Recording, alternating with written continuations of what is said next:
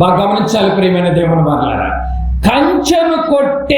కంచెను తీసేసే శక్తి దేవుడికే ఉంది. ఏమండి, కంచెను తీసేసే శక్తి, కంచెను కొట్టేసే శక్తి దేవుడికే ఉంది. ఏమండి, బాగా వినాలి. ఈ సెకండ్ హాఫ్ లో మీరు బాగా వినాలి. దేవుడు 2 రకాలుగా కొట్టేస్తాడు కంచెను.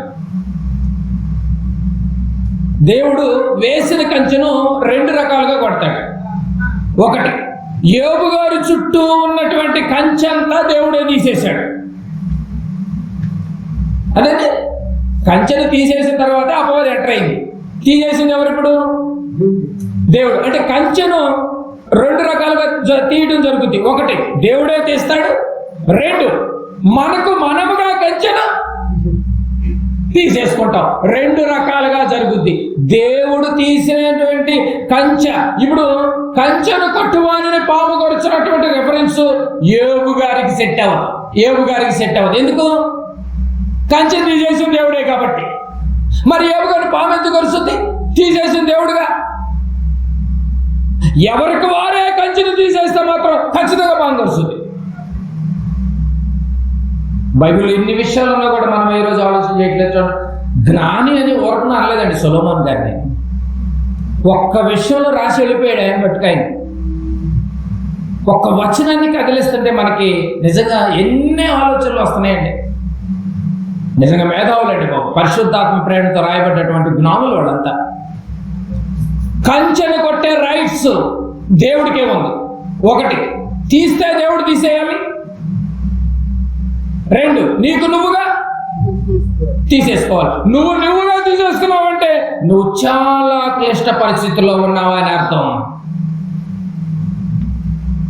దేవుడు తీసేసాడంటే పరీక్షించడానికి కూడా తీసేస్తాడు. అప్పుడు వరకు నీతిగా ఉన్నాడు, యథార్థంగా ఉన్నాడు, భయభక్తులు కలిగి ఉన్నాడు, చెడుతనానికి దూరంగా ఉన్నాడు. ఒక్కసారి అపవాది వచ్చి అడిగిన వెంటనే కంచెని తీసివేశాడు. యోబు సంగతి నువ్వు ఆలోచించుతూ వెళ్ళిపో, కంచెని తీసేశాను. పరీక్ష మొదలయ్యింది. దేనికి పెన్షన్ వేసాడు? కుటుంబానికి వేశాడు. కుటుంబం మొత్తాన్ని చంపేశాడు. ఆస్తులకు వేశాడు. ఆస్తులని పోయినాయని వార్తలు వచ్చేస్తున్నాయి. పెన్షన్ తీసేసి ఎలా చూశారండి? ఇప్పుడు పెన్షన్ ఉన్నంత వరకు ఆస్తులు వెళ్ళిపోయినాయి తారాస్థాయికి. కుటుంబాలు నంబర్ 1గా ఉన్నాయి. యోబు గారి కుమార్తెలు నంబర్ 1 అందగత్తెలండి. కంచెను తీసేశాడు దేవుడు. పతనం మొదలైపోయింది. చూసారండి, అందరూ కోల్పోతున్నారు. ఆస్తులన్నీ వెళ్ళిపోతున్నాయి. మందలు వెళ్ళిపోతున్నాయి. లేవా? కంచె ఉన్నంత వరకు నీకేం కాదు. కంచెంటే ఇప్పుడు అర్థమైపోవాలి. కంచెంటే దేవదూతల సమక్షంలో ఉన్నంత వరకు, దేవుడు సమక్షంలో ఉన్నంత వరకు ఏ గోల్తనే మీద దేవుడు తీసేశాడా? పరీక్ష కోసం తీసేస్తాడు. మొత్తం కొలాప్స్ అయిపోతున్నాయి. చూడండి, యోబు గారి జీవితంలో మొత్తం కొలాప్స్ అయిపోతున్నాయి. అంటే కంచెను 2 రకాలుగా తీయడం జరుగుతుంది. ఒకటి, దేవుడు పరీక్షించడానికి తీసేస్తాడు. యోబు గారి జీవితంలో జరిగింది అది.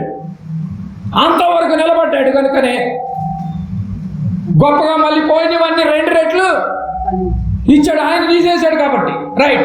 రెండవది, నీకు నువ్వుగా తీసేసుకున్నావు అనుకో, పాము కాటుకు బలైపోవటమే.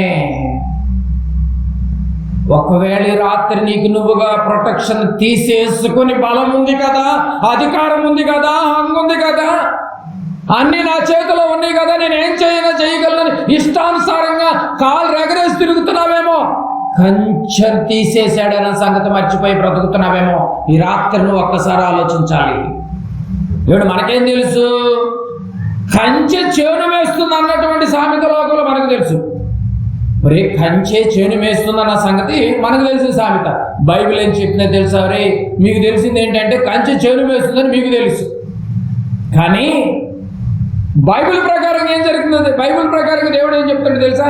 చేనే కంచెను వేసేసిందంట. ఇది విన్నారండి? చేనే కంచెను వేసేసిందంట. మనకి ఇంతకాలము కంచె చేను వేస్తుందని తెలుసు, అంతే కదండి. కానీ బైబిల్ ఏం చెప్తుందో తెలుసా? కంచె చేను వేస్తుందని మీకు తెలుసు. నేనేం చెప్తున్నానో తెలుసా? అంటే నేనంటే బైబిల్. దేవుడు ఏం చెప్తున్నాడో తెలుసా? చేను కంచెను వేసేసిందంటండి. చేనే కంచెను కొట్టేసుకుంటుందంట. అలా కొట్టేసుకున్న వాళ్ళు ఎవరైనా ఉన్నారా? ఇప్పటివరకు మనం ఏమిన్నాం? 2 రకాల ప్రొటెక్షన్, 2 రకాలుగా దేవుడు తీసేస్తాడు. 1, దేవుడు తీసేయాలి కంచెను. 2, తనకు తానుగా కంచెను తీసేసుకోవాలి. దేవుడు తీసేయడం అనటానికేమో పరీక్ష. నీకు నువ్వుగా ఆ కంచెను తీసేస్తున్నావు. కంచె అంటే కాపుదల, రక్షణ, దేవుడి ప్రొటెక్షన్. నీకు నువ్వుగా ప్రొటెక్షన్ తీసేసావంటే ఖచ్చితంగా పాల్గొస్తుంది. నీ ఇష్టం. నీకు నువ్వుగా తీసేయటం అంటే కంచెను చేను కంచెను మేస్తుందని అర్థం. చేను కంచెను వేసేస్తే అసలు భయంకరమైన పరిస్థితి కదండి. మరి చేను కంచెను వేసిన సందర్భాలు బైబిల్లో ఏమైనా ఉన్నాయంటే ఉన్నాయి. నీకు నువ్వుగా తీసేసుకుంటే పరిస్థితి ఏమైపోతుందో కూడా తెలియాలి మనకి ఇప్పుడు 3 విషయాలు మనకు అర్థమైపోయింది. కంచెను కొట్టువానిని పాము కరుచున అనేది ఒక ప్రశ్న ముందు పెట్టాడు. రైట్. కంచె అంటే ఏమర్థమైపోయింది? లోకంలో వేసే కంది చేలుకి, వరి చేలుకి వేసే కంచెని గురించి మాట్లాడతా బైబిల్. సొలొమోను గారు దేవుడిచ్చే కాపుదల, దేవుడిచ్చే ప్రొటెక్షన్, దేవుడిచ్చే రక్షణను కంచెతో పోల్చాడు. ఈ కంచెను తీస్తే నేను తీయాలి పరీక్ష కోసము. 2, నీకు నువ్వుగా తీసుకుంటే మాత్రం పాము వస్తుంది, నీ ఇష్టం అన్నాడు. యోబు గారికి ఈ 10వ అధ్యాయం 8వ వచనం సందర్భం అనేది అసలు సెట్ కాదు. దానికి లింక్ లేనటువంటి సందర్భం, ఆయనకు సంబంధించింది కాదు. రైట్. మరి ఎవరైనా బైబిల్లో తనకు తానుగా దేవుడి కాపుదలను కొట్టేసుకున్న కంచెను తీసేసుకున్న వాళ్ళు ఎవరైనా ఉన్నారా? ఉన్నారు. ఎందుకు లేరు? చూద్దాం బైబిల్లోనికి వెళ్ళి. న్యాయాధిపతుల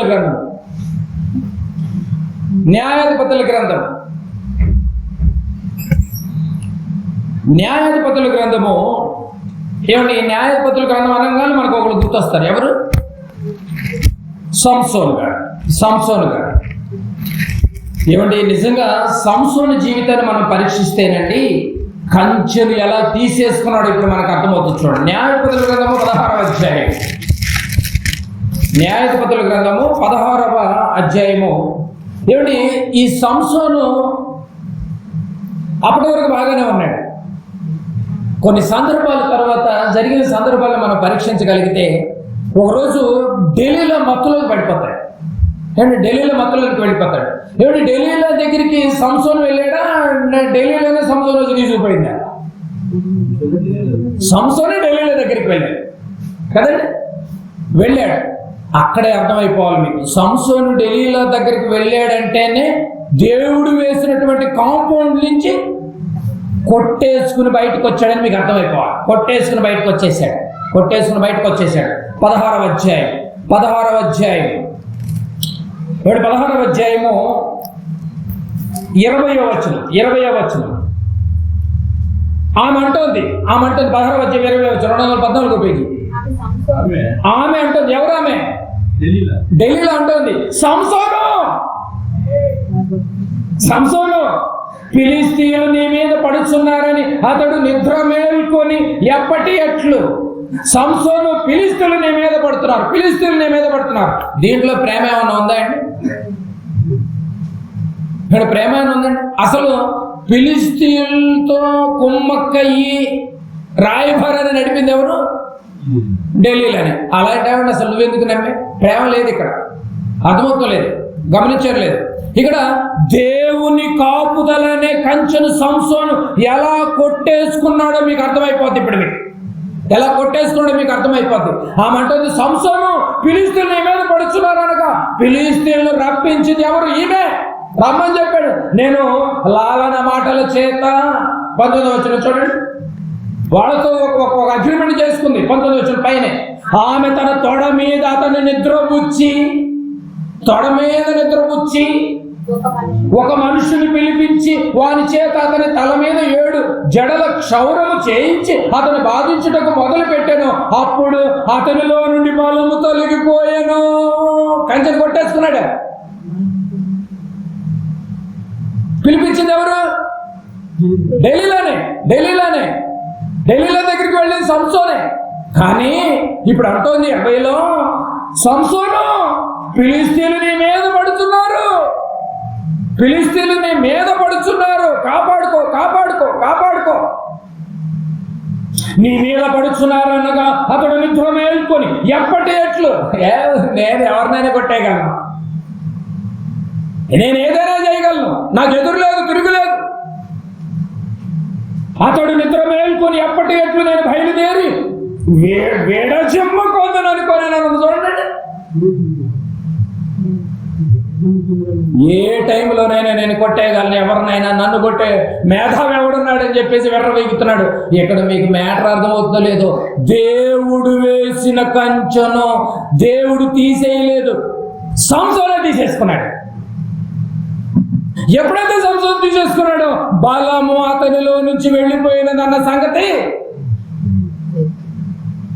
మర్చిపోయాడు. బాగా గమనించాలి. అతడు నిద్ర మేల్కొని ఎప్పటిలాగా నేను బయలుదేరి విడసెమ్మను అనుకుందను నేను. అయితే యెహోవా, ఆ పదం మీరు బాగా అండర్లైన్ చేసుకోండి. అయితే యెహోవా తనను ఎడబాసెనని అతనికి. ఎంత బాధాకరమైన విషయం అండి.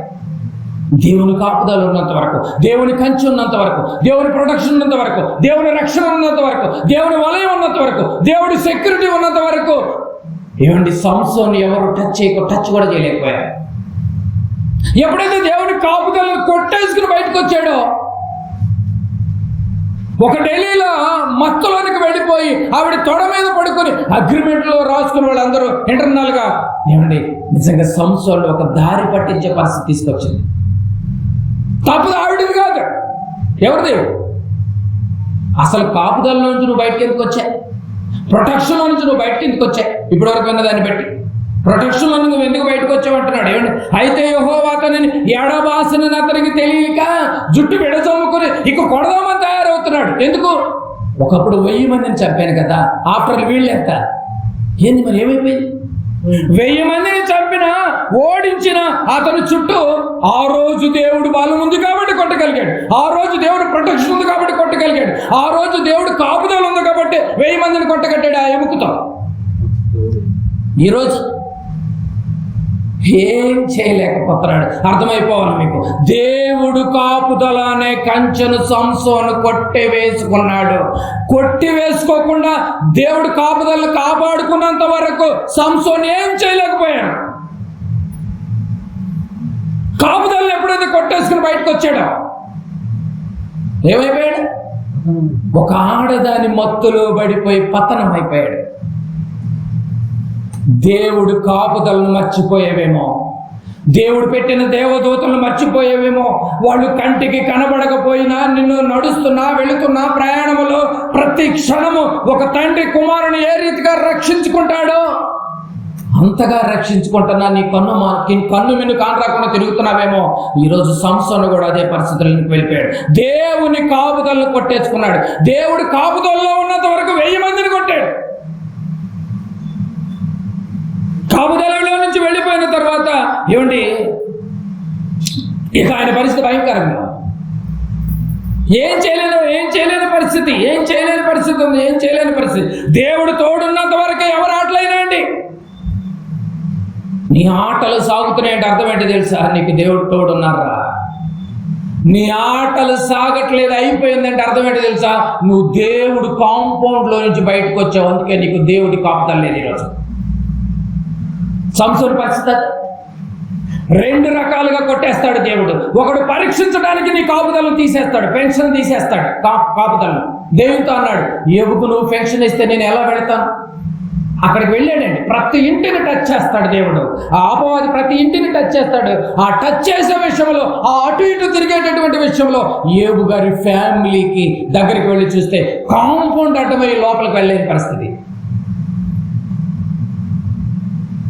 కొడితే దేవుడు కొట్టేయాలి కాంపౌండ్. సెకండ్ ఆప్షన్, నువ్వు కొట్టేసుకున్నావా ఖచ్చితంగా పాము కరుస్తుంది. అంత దూరం తెచ్చుకోవద్దు. ఆయన దేవుడు కూడా ఏం చేయలేడు. సంసోను పరిస్థితి అదే అయింది. సంసోను కొట్టేసుకుని నాకేంట్లేని కన్ను మిన్ను కానరాకుండా విచ్చలవిడిగా తిరిగాడు. బలమంతా దేవుడి కోసం ఖర్చు పెట్టాల్సినటువంటి బలాన్ని లోకం అనేటటువంటి మత్తు కోసం ఖర్చు పెట్టాడు. ఒకవేళ రాత్రి నువ్వు పరీక్షించుకో, దేవుడు వేసిన కంచెను ఒకవేళ నువ్వు కొట్టి వేసుకున్నావేమో. సంసోను లాంటి పరిస్థితి అవటం తప్ప మరొక మార్గంలో 21 వచ్చిన వెంటనే వెంటనే నేను ఏం చేసింది తెలుసా? కంచెను కొట్టేసుకుని బయటకు వస్తే పాము రెడీగా ఉంటుంది. వెంటనే నిన్ను సర్పం కాటేస్తుంది. ఆ సర్పము ఎవరు అనంటే అపవాది, దెయ్యం, సాతాను. వాడు రెడీగా ఉంటాడు. ఎందుకు? వాడు కాపాడు చుట్టూ తిరుగుతున్నాడుగా, ఆల్రెడీ తిరుగుతున్నాడు కదా అటు ఇటు. ఎక్కడి నుంచి వచ్చావా ఈ మీటింగ్ మధ్యలో అడిగినప్పుడు ఏం చెప్పాడు? నేను లోకంలో ఇటు అటు తిరుగుతున్నాడు. అంటే ఒక ప్రాంతం, ఒక దేశంలోనేమో వెలుగుంటుంది, ఒక దేశంలోనేమో రాత్రి ఉంటుంది. రాత్రి ఉన్నప్పుడు వీళ్ళ దగ్గరికి రాడు, వెలుగున్న ఏరియాలో పోతాడు. అక్కడ చీకటి అయిన అనగా ఇక్కడికి వస్తాడు. అటు ఇటు తిరిగే టైంలో యోబు గారి ఫ్యామిలీ కూడా కనిపించింది. దేవుడు కొట్టేస్తే పరీక్షించడానికి కొట్టేస్తాడు. గెలిపించగలవా యోబు గారిలాగా? ఏ శక్తులు లేకపోయినా, ఏ కాంపౌండ్ లేకపోయినా, ఏమండి కష్టం వచ్చినా, శ్రమ వచ్చినా, మేలైనా కీడైనా జయించుకుంటూ వచ్చాడు. ఈరోజు దేవుడు కాపుదలు ఉంటేనే అంతంత మాత్రంగా ఉన్నాయి బతుకులు. మరి దేవుడు కాపుదల లేకపోతే ఎన్ని దేవదూతల మధ్య మనల్ని నడిపిస్తున్నాడండి, ఎన్ని దేవదూతల మధ్య నడిపిస్తున్నాడు. వెంటనే నిన్ను సర్పం కాటేస్తుంది, నిన్ను ఖచ్చితంగా కాటేస్తుంది. అర్థమవుతుంది? కంచ 10:8 ప్రసంగి ఏం చదువుకుంటూ వచ్చావు? కంచెను, ప్రసంగి 10:8, కంచెను కొట్టువానిని పాము కరుచున. కంకులోకి వచ్చేస్తున్న బాగా గమనించాలి. కంచె అంటే దేవుడు కాపుదల. కొట్టేది ఎవరు? ఒకటి, కొడితే దేవుడు కొట్టాలి పరీక్షించడానికి. 2, నీకు నువ్వుగా కొట్టేసుకోవాలి. దేవుడు కొడితేనేమో పరీక్షించడానికి. గెలిపించాడు అన్నాడు యోబు గారు. మరి నువ్వు గెలిపిస్తావు లేదు నీ ఇష్టం. నీకు నువ్వుగా కొట్టేసుకుంటే మాత్రం ఖచ్చితంగా నేను పాము పడుతుంది. పాము అంటే ఎవరు? ఇప్పుడు అపోది, దెయ్యంగా. 21 వచ్చిన న్యాయాధిపతుల గ్రంథం 16:21 వచ్చిన. అప్పుడు ఫిలిష్తీయులు అతన్ని పట్టుకొని అతని కన్నులను ఊడదీసి, దేవుడు కాపుదలలో నుంచి నువ్వు బయటికి వస్తే నువ్వు అంధుడు అయిపోతావురా బిడ్డ. ఎగ్జాంపుల్ ఎవరు? ఇప్పుడు నీకేమి ఎక్కదేక. దేవుడు కాపుదల ఉన్నంత వరకు మనోనేత్రాలు గుడ్డితనం తొలగిపోతే, దేవుడు కాపుదల ఎప్పుడైతే నువ్వు బయటకు వచ్చావో అంధత్వమే నీకు ఇక ఏం కనపడదు. ఇక్కడికి ఏం కనపడదు, వాళ్ళు అందులైపోతారు. నిజండి బాబు, అంత పబ్లిక్ ఏరియాలో పబ్లిక్ అంతా తిరుగుతూనే ఉంటారు. ఇద్దరు ప్రేమికులు అక్కడే ముద్దులు పెట్టేసుకుంటున్నారు, అక్కడే దగ్గరగా అయిపోతున్నారు. అంత బస్ స్టాండ్ లోనే, రైల్వే స్టేషన్ పబ్లిక్ అంతా తిరుగుతున్నారు. వాడు అంతుడైపోయాడు. వాడు ఇంకేం కనపడతాడు. ఎగ్జాంపుల్ గా మీరు ఆలోచిస్తే,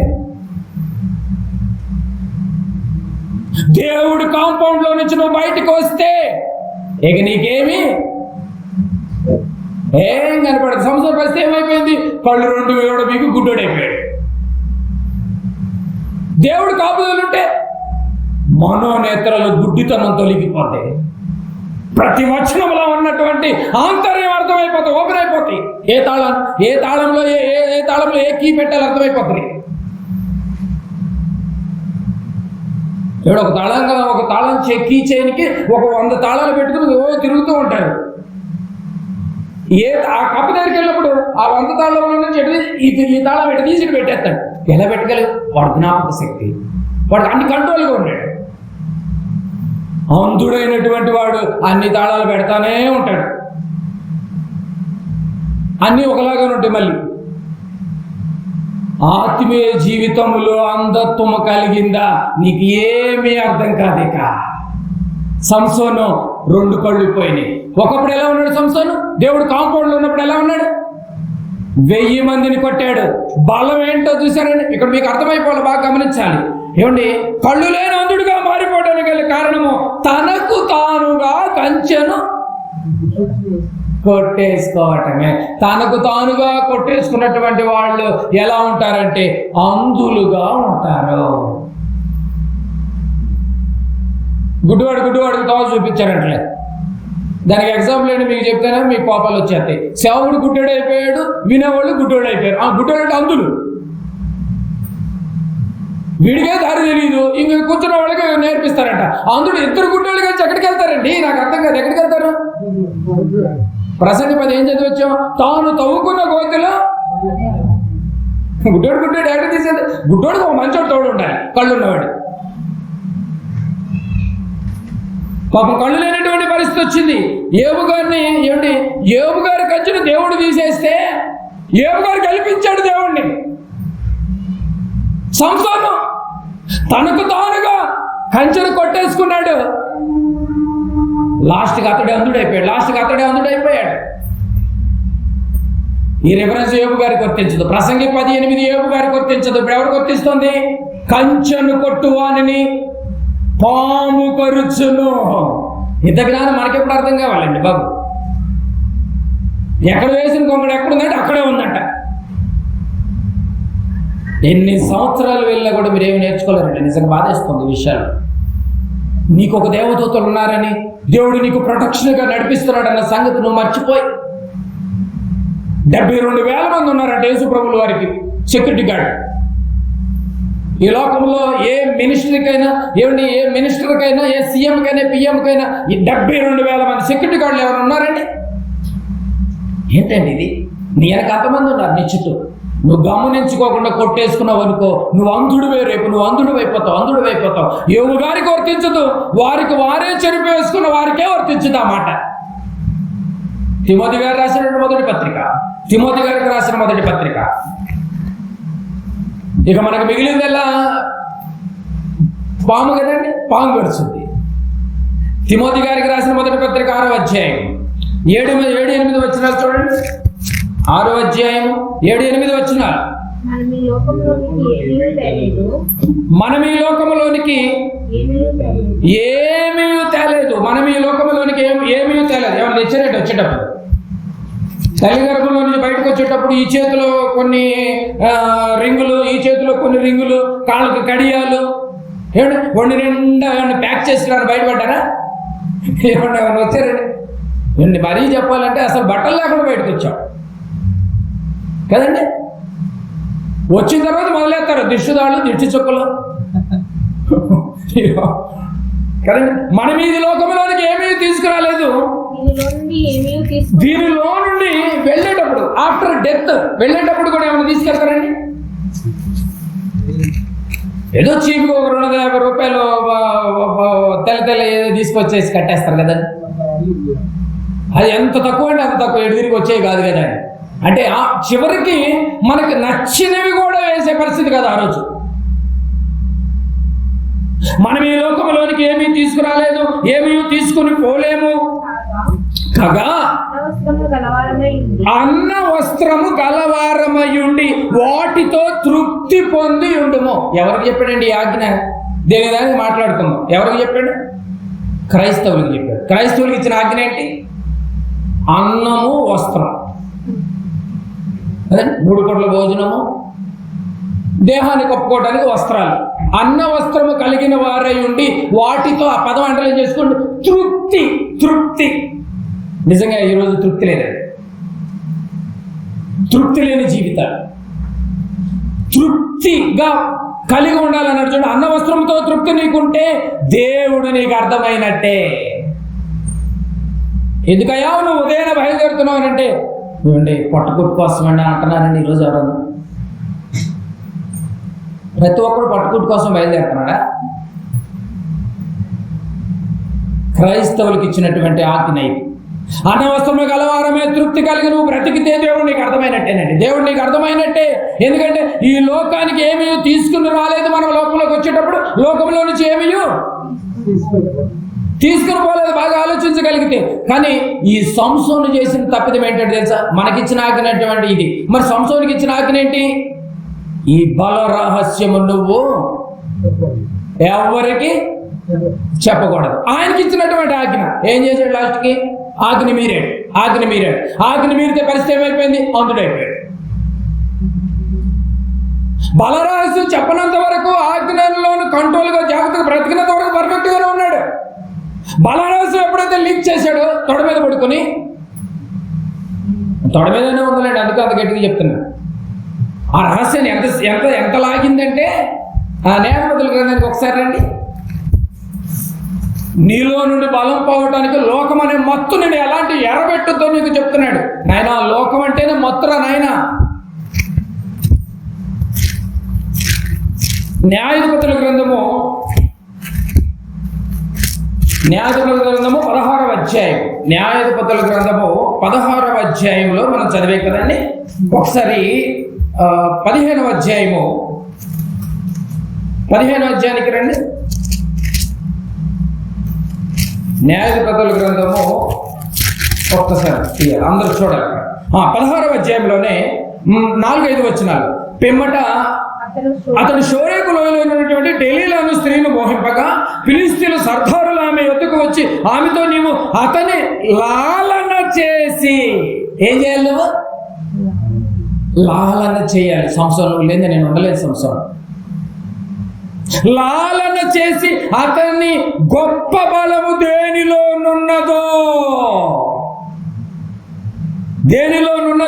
మేమేలాగున అతన్ని గెలవవచ్చునో తెలుసుకొను. అంటే లాలనతో టైప్ అయిపోయింది. లాలనతో లాగాలి. పాప ఈ అమ్మాయికి అర్థం కావట్లేదు. నేను బలవంతుడు కదా, నేను ఎక్కడికి పోయినా కూడా నేను కొట్టేసి వచ్చేయగలను అని చెప్పేసి పాపం అనుకుంటున్నాడు నిజంగా. 15వ వచనం చూడండి. మెల్లగా స్టార్ట్ చేసింది. ఇక 15వ వచనం ఏం సీక్రెట్ లాగమన్నారు?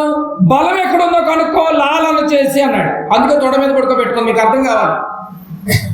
15వ వచనం. అప్పుడు ఆమె నా యందు నీకు ఇష్టము లేనప్పుడు, సంసోను నా యందు నీకు ఇష్టము లేనప్పుడు నేను నిన్ను ప్రేమించుచున్నానని నువ్వెందుకు ఐ లవ్ యూ అని చెప్పావు? ప్రతిసారి క్వశ్చన్ మార్క్ ఉందండి అక్కడ. ఎందుకు నువ్వు ప్రతిసారి నేను ప్రేమిస్తున్నాను ఎందుకు చెప్తున్నాను? నా యందు నీకు ఇష్టం ఉంటే, నన్ను నువ్వు ఇష్టంగా ప్రేమిస్తే నువ్వు ఇప్పుడు ఏం చేయాలో తెలుసా? నీ బల రహస్యం ఏంటో నాకు. సంసోను ఇరుక్కున్నాడండి. దేవుడు పెన్షన్ ఉన్నంత వరకు, సపోర్ట్ ఉన్నంత వరకు ఏం చేయలేకపోయారు. సంసోను ఏం చేయలేకపోయారు. 16వ వచనం. ఆమె అనుదినము మాటల చేత అతన్ని బాధించి తొందర పెట్టినందున అతడు ప్రాణము విసిగి చావగోరెను. దేవునిలో ఉన్నంత వరకు నేను బతకాలి, దేవుని కోసం అది చేయాలి ఇది చేయాలంటావు. దేవుడు కాంపౌండ్ లో నుంచి బయటకు వస్తే ఈ జీవితం మనం కష్టం, చచ్చిపోవటమే బెటర్. చావు మాటలు ఎందుకు వస్తున్నాయి తెలుసా అండి? దేవుడు కాంపౌండ్ లో నుంచి నువ్వు బయటకు వచ్చావని అర్థం చేసుకోవాలి. చాలా మంది అండి ఈ లోకంలో ఈ యొక్క సతమతమైనటువంటి పరిస్థితుల మధ్య, కుటుంబ సమస్యల మధ్య, ఆర్థిక సమస్యల మధ్య, బంధువుల ఇరుకుల మధ్య చాలా మంది చచ్చిపోవడానికి సిద్ధమైపోతున్నారు. చావు అనే మాట ఎవరికి వస్తుందో తెలుసా? నువ్వు దేవుడు కాంపౌండ్ లో ఉన్న వాడికి చావు అనే మాట రాదు. ఎప్పుడైతే దేవుడు కాంపౌండ్ ఫెన్షన్ లో నుంచి నువ్వు బయటకు వచ్చావో ఖచ్చితంగా నువ్వు ఈ లోకాన్ని నేను జయించలేను అని అందరికి పనులు గడ్డని పంపి శుభ్రంగా వీడు మందు దగ్గర పడుకుంటాడు, చచ్చుకుంటాడు. ఇప్పుడు సంసారం ఏమంటున్నాడు? కాంపౌండ్ నుంచి బయటకు వచ్చాడు. వద్దు, నేను ఇక చచ్చిపోవటమే రైట్. ఏమిటి ఎలాంటి సంసోను ఎలా వింటున్నామండి? నేను చచ్చిపోవటమే రైట్ అంటున్నాడు. తొందర పెట్టినందున అతడు ప్రాణము విసిగి కోరెను. ఆ 19లో చదివాను చూడండి. 19 వచ్చి మొదట్లో ఆమె తన తొడల మీద అతను నిద్రపుచ్చి, చక్కగా తల నెమురుతూ చక్కగా నిద్రపుచ్చి తొడల మీద ఏ మత్తులో వెళ్ళిపోయాడు తెలుసా అండి? ఏమండి, లోకంలో 3 మత్తులు ఉంటాయండి. మందు మత్తు, ఏమంటే ధనమత్తు, ఇదిగో ఆడవాళ్ళ మత్తు. అన్నిటికంటే పెద్ద మత్తు ఏదో తెలుసా అండి? ఆడవాళ్ళ మత్తేనండి. ధనమత్తు అయినా కూడా కొంతవరకు అట్లా ఉంటుందేమో. మందు మత్తు అయినా కూడా ఒక పెగ్గేసుకుని పడుకుంటాడేమాట ప్రతిరోజు. అంతే కాముగా కుక్కిన పిల్లలు పడుకుంటాడు, అది ఒక పెగ్గేసుకుని. కానీ ఈ ఆడవాళ్ళ మత్తు ఎలా ఉంటుంది తెలుసా? నిన్ను అంధత్వంలోనికి తీసుకువెళ్ళేంత వరకు తెలియదు. ఏమండి, మందు మత్తులో వాడు ఓపెన్ అయిపోతూ ఉంటాడు. తాగిన తర్వాత నిజాలు కక్కుతాడు కదండి. మందులో ఉన్నవాడు కంట్రోల్గా కూడా తోలుతాడు బండి. మందులో ఉన్నాడు అయితే కరెక్ట్గా తోలుతాడు బండి, ఇబ్బంది లేదంటారు అప్పుడు ఫోన్ చేస్తే. మందులో ఉన్నవాడు నిజాలు మాట్లాడతాడు. మందునే మత్తులో ఉన్నవాడు కంట్రోల్గా ఉంటాడు. ధనమనే మొత్తంలో ఉన్నటువంటి వాడు ఆ యొక్క ధనంలో ఎక్కడ ఏ స్టేజ్లో ఉన్నాను, ఎలా సంపాదిస్తే ఎలా ఉంటుందని చెప్పి ఆ యొక్క మొత్తంలో కంట్రోల్గానే ఉంటాడు. అన్ని కంట్రోల్గా ఉంటాయి. ఎక్కడ నిద్ర మత్తులో ఉంటాడు, కంట్రోల్గా ఉంటాడు. ఆడదాని మత్తులో ఉన్నవాడు అంధుడైపోతున్నాడు. గమనించాలి ఇక్కడ పాయింట్. అన్నిటికంటే భయంకరమైనటువంటి మత్తు ఏది ఇప్పుడు? ఎంత డేంజర్లో ఉందో చూసారండి మత్తు. అలాంటి మత్తులోకి ఇప్పుడు ఎవరు వెళ్ళారు? ఇప్పుడు సంసోను ఎందుకు వెళ్ళాడు? కంచెను కొట్టేసుకున్నాడు. మరి పాము కరిచేసింది. పాము కరవటం అంటే అర్థం ఏంటి తెలుసా? పాము అంటే అపవాది కరిసిందంటే అర్థం ఏంటి తెలుసా? నీకేమీ ఎక్కడ వాక్యం అస్సలేక చాలా మందిని పాము కరిసింది తెలుసా అండి. అయిపోయిన వెంటనే బయట ఒక మౌత్ తీసుకుని బూతులో పెట్టి ఏమి విన్నామని చెప్పి అడగండి. ఏముందో తెలియదు కానీ బాగా చెప్పారండి అంటారు. కానీ ఏం చెప్పారు చెప్పరు. అంటే ఏమైపోయారు? పాము కరిసింది, అపవాది కాటేసింది, అందులో అయిపోయారు. కంచెను నీకు నువ్వే కొట్టేసుకున్నావని అర్థం చేసుకోవాలి. కొట్టేసుకున్నావని నువ్వు అర్థం చేసుకోవాలి. దీన్ని బట్టి మీకు ఏమర్థమవుతుందంటే, దేవుడి కాపుదలను కొట్టేసుకుంటే ఇమీడియట్గా పాము కరుస్తుంది. పాము ఎవరో కూడా మనకు కొన్ని రెఫరెన్స్ చూద్దాం మనం బైబిల్లో. చూద్దామండి. ఆదికాండం 3వ అధ్యాయం. ఈ సంసోను చేసిన తప్పిదం ఏంటంటే ఆజ్ఞను అతిక్రమించటము, దేవుని కాపుదలను తనకు తానుగా కొట్టేసుకోవడం. ఆదికాండము 3వ అధ్యాయము 4వ వచనం. అందుకు సర్పము, పాము కనపడుతుంది అక్కడ. సర్పం ప్లేస్ లోకి ఎవరు వచ్చారు? అపవాది. సర్పం అంటే ఇప్పుడు ఎవరిని అర్థం చేసుకోవాలి? పర్యాయ పదాల్లో అపవాది. అర్థమైపోవట్లేదండి. అందుకు సర్పము ఆమెతో అంటుంది,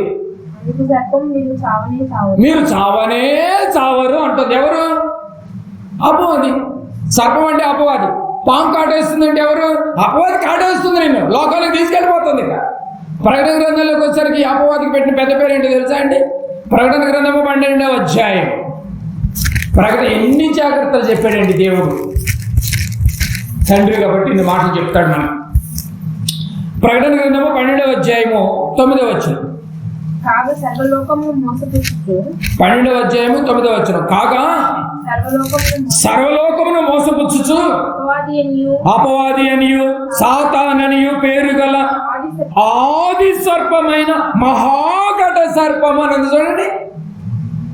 ఈ పాముకు ఉన్నటువంటి ఇంకో పేరేంటి? మహాఘట సర్పము. అది ఊరుకుంటుందా అండి? ఏం పామురా కలిసి నేను అదేం చేయదురా, జరుగుడ్డ అది కరవదే, నేను చూడగానే పారిపోవాలి, అదైతే కాదు. కట్లు పామ ఏం కాదులే, కొన్ని తెరలు వస్తే ఇంజక్షన్ చేసి తగ్గిపోతుంది. మరి ఇది కోడి నాగురా నాయన, ఇది కరిస్తే చచ్చిపోవటమే ఇక అంటారు. చూసారండి. అలాగే ఇక్కడికి వచ్చేసరికి అపవాది ముదిరిపోయింది. ఏమంటున్నాడు? ఆది మహాఘట సర్పము. అది కాటేస్తే నువ్వు ఉంటావా? ఆది మహాఘట సర్పం అనడం చూసారు. అంటే సర్పం అన్న స్థానంలో ఎవరు పెట్టాలి? ఇప్పుడు సాతాన్ని పెట్టుకోవాలి. కంచె అన్న స్థానంలో ఎవరిని పెట్టాలి? దేవుని దూతలను పెట్టుకోవాలి. అంతే కదండి, దేవుని దూతలను పెట్టుకోవాలి. మరి కంచెను కొట్టువారి స్థానంలో ఎవరిని పెట్టాలి? ఎవరైతే దైవ వ్యతిరేకంగా ప్రవర్తిస్తారో వారే తనకు తానుగా కంచెను కొట్టేసుకున్నారని పెట్టుకోవాలి. కంచెను కొట్టి వారిని పాము ఖర్చును. కంచె అంటే అర్థమైపోతుంది. ఏమంటే పాము అంటే అర్థమైపోతుంది. ఎవరు కంచెను కొట్టేసుకుంటారు అర్థమైపోతుంది. కంచెను కొట్టువాని పాము ఖర్చునని ఒక వచనంలో రాసి చెప్పేసి వెళ్ళిపోయాడు సొలొమోను గారు. మనం ఇప్పుడు దాన్ని ఛేదించడానికి గంట దాటిపోయింది. ఒకటి, ఏబును పరీక్షించడానికి కంచెను తీసేశాడు దేవుడని అర్థమైపోయింది. 2, మనం తప్పు చేసినప్పుడు ఆ కంచె, మనం ఏదైనా తప్పు చేసామనుకోండి అండి, తప్పు అంటే మీకు అర్థమైపోవాలి. ఆజ్ఞను అతిక్రమించడమే పాపం. అంటే దేవుడు చెప్పినటువంటి ఆజ్ఞ ప్రకారంగా బ్రతకోవడం పాపమైనప్పుడు, ఎప్పుడైతే ఆజ్ఞను అతిక్రమించావో ఆటోమేటిక్గా కంచె నువ్వు కొట్టేసుకున్నావు అర్థం చేసుకోవాలి. వెంటనే అది రెడీగా ఉంటుంది. అపవాది నిన్ను సర్వనాశనం చేయడానికి రెడీగా ఉంటుంది. పాము అంటే అది. ఏమండి, సంసోను మరి ఇలాంటి పరిస్థితుల మధ్య మరి మనం ఈ యొక్క ఘట సర్పం మనం మింగేటివేనంటారా? వేరే ఆప్షన్ లేదా? ఇక కంచెని కొట్టేసుకుంటే వేరే ఆప్షన్ లేదా అంటే ఉందండి, కానీ ఇది ప్రతిసారి దొరకదు ఆప్షన్. అప్పుడప్పుడు అంటూ ఉంటారు సార్, ఇది చివరి ఆప్షన్ రా. ఆన్లైన్ పేమెంట్ ఏదైనా చేసేటప్పుడు ఓటీపీ ఏమంటే పాస్వర్డ్ కొడతానికి 3 times ఎలో చేస్తాడు ఫర్ డేకి. ఒకసారి అయిపోయింది, రెండోసారి ఇంటిమేషన్ ఇస్తాడు, చూసుకో. 3rd time కొట్టామంటే ఎక్స్పైర్ అయిపోద్ది, నువ్వు బ్రాంచ్ని కన్సల్ట్ చేయాలి అంటది కదండి. అలాగే దేవుడు పెట్టిన కంచెను ఒకవేళ నువ్వు కొట్టేసుకుంటే, దేవుడు కొట్టేస్తేనేమో పరీక్షించడానికి, నువ్వు దేవుడిని గెలిపిస్తావో దెయ్యాన్ని గెలిపిస్తావో నీ ఇష్టమే. 2, ఒకవేళ దేవుడు పెట్టినటువంటి ఫెన్షన్ని, కాపుదలను, రక్షణను, ప్రొటెక్షన్ను నువ్వు కాళ్ళదనుకుని బయటకు వచ్చేస్తే ఇక నీకు చివరిగా ఒక్కసారి ఇస్తాడు ఆప్షన్. ఆ ఆప్షన్ ఏంటో చూడాలి. ఆప్షన్ చూసి ఈరోజు సదస్సుకులు వచ్చేద్దాం. ఆప్షన్ ఏంటో మనం చూడాలి. కొన్ని వచనాలు ప్రతిదీ రాసుకోవాలి. సంసోను గారు రియలైజ్ అయ్యాడు. తన తప్పును తెలుసుకున్నాడు. బలు వెలిగింది. ఆ రోజు బలు వెలగకపోతే ఏమంటే ఇంకో కోణంలో చదువుకునేవాడు ఈ సంసోను. హెబ్రీ పత్రికలో నీతిమంతుల జాబితాలు ఉండేవాడు కాదు. ఆ రోజు రియలైజ్ అయిపోయాడు. రియలైజ్ అయ్యి ఇప్పుడు న్యాయాధిపతుల గ్రంథం 16-28 రండి. న్యాయాధిపతుల గ్రంథము 16వ అధ్యాయము బాగా గమనించారు.